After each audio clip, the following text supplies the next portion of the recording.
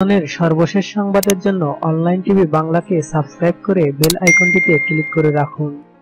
চিটাগাঙে পোয়া নোয়াখালী মাইয়া ছবির মাধ্যমে প্রথমবারের মতো চট্টগ্রাম এবং নোয়াখালীর আঞ্চলিক ভাষায় ঠোঁট মেলাতে দেখা যাবে দেশের তারকা জুটি শাকিব খান ও শবনম বুবলীকে। জানা যায় আসছে ঈদেই মুক্তি পাবে ছবিটি, তাই খুব জোরে সোরেই চলছে ছবিটির প্রচারণা। কিছুদিন আগে ছবিটির 1 মিনিট 44 সেকেন্ডের টিজার প্রযোজনা প্রতিষ্ঠান শাপলা মিডিয়ার অফিসিয়াল ইউটিউব চ্যানেল থেকে প্রকাশের পর আবার প্রকাশ পায় ছবিটির টাইটেল গান। ইতিমধ্যে এর দর্শন সংখ্যা বাড়ে অনেক বেশি। শুধু তাই নয়, ছবিটির টিজার নিয়ে হালকা পাতলা সমালোচনা হলেও এই গানটির কমেন্টে অনেক প্রশংসাও মিলছে। এদিকে নতুন খবর হলো ছবিটির আরও একটি নতুন গান মুক্তি পেতে যাচ্ছে। গানটির টাইটেল গোলাপি গোলাপি তোর গাল গোলাপি, স্মার্টফোন কিনেছি চল তুলি সেলফি। এই গানটির এক ঝলক দেখা যায় ছবিটির টিজারে। গোলাপি গোলাপি তোর গাল গোলাপি,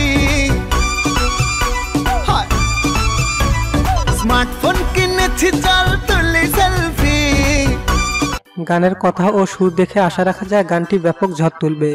এদিকে টিজারের ওই এক ঝলকেই যেন সাড়া ফেলে দেয় ভক্তদের মাঝে, আর তাই গানটির জন্য যেন ভক্তদের আগ্রহ বেড়ে যায় অনেক বেশি।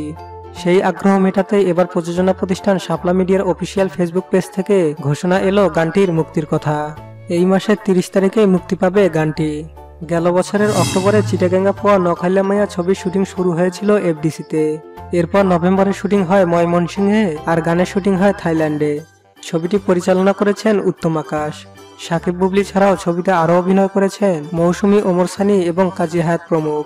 তো বন্ধুরা, শাকিব খানের মুক্তি পেতে যাওয়া এই সেলফি গানটি নিয়ে আপনারা কতটুকু এক্সাইটেড তা অবশ্যই কমেন্ট করে জানাবেন।